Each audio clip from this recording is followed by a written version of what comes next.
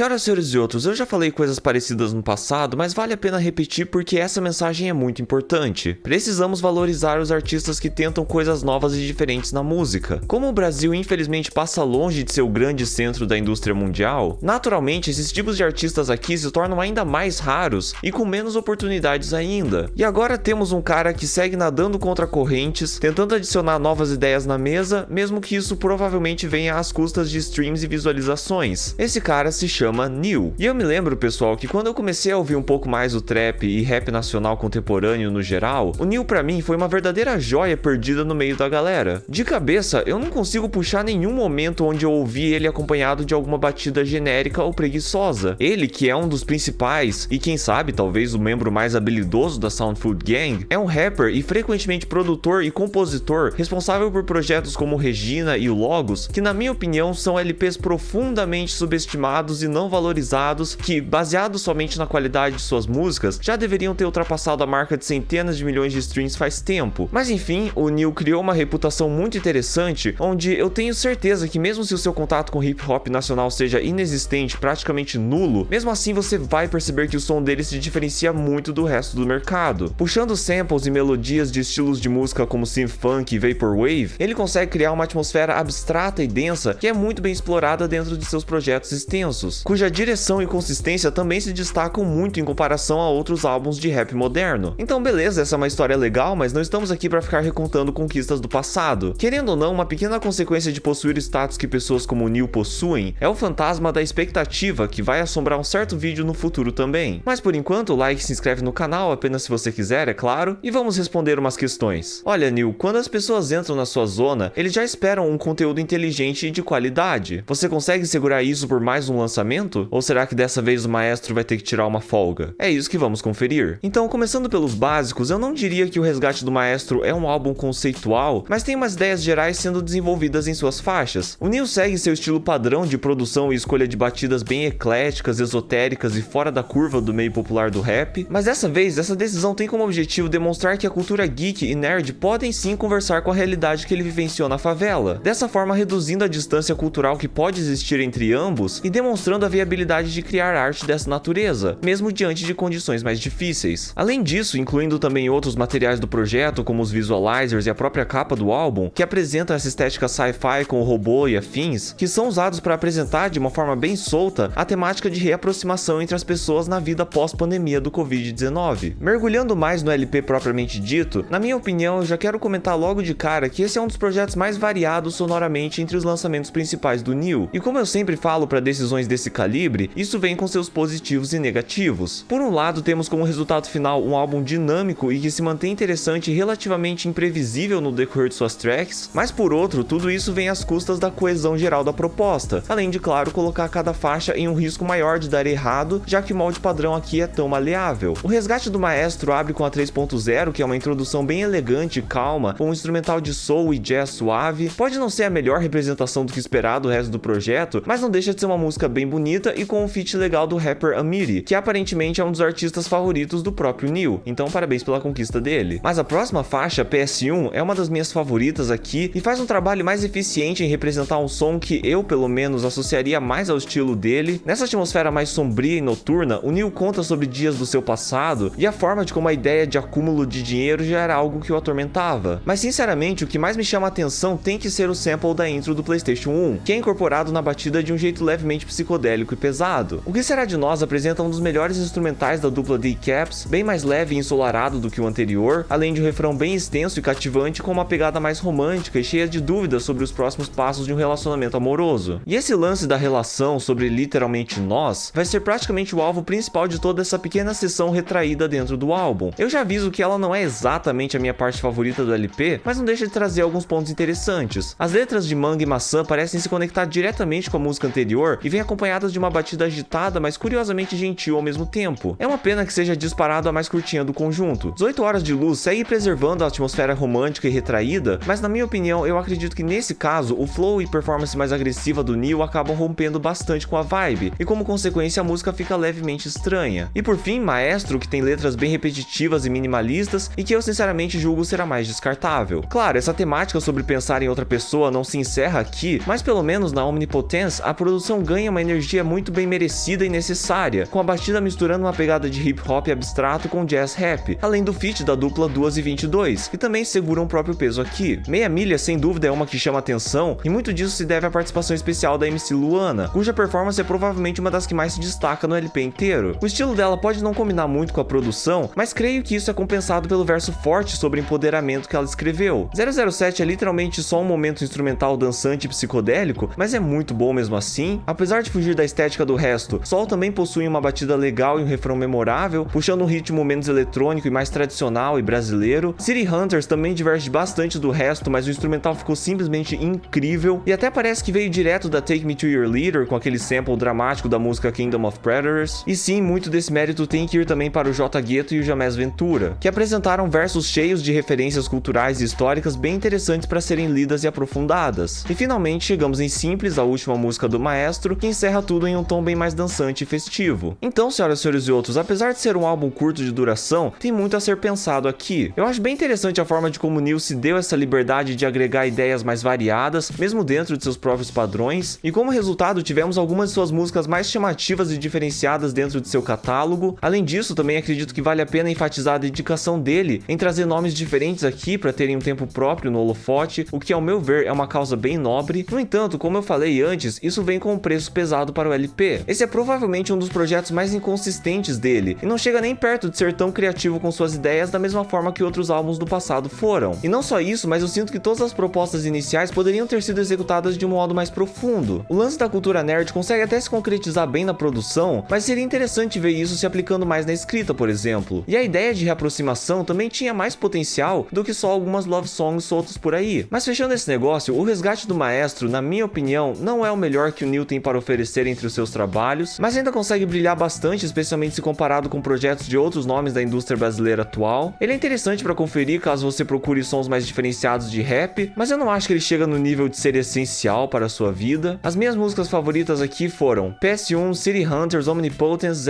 007 e O Que Será de Nós. Se eu tivesse que mudar o álbum, eu cortaria Maestro e 18 Horas de Luz. Se puderem, deixa o like, compartilhem o vídeo e se inscrevam no canal. E claro, por último, mas não menos importante, se eu tivesse que dar uma nota para O Resgate do Maestro, de 0 a 10 eu dou um 7,75, beleza? É uma experiência legal e pode ser uma boa introdução para outros projetos do seu passado, apesar de suas limitações. Então é isso mesmo, lembre-se que tudo aqui é só minha opinião. Até a próxima e falou!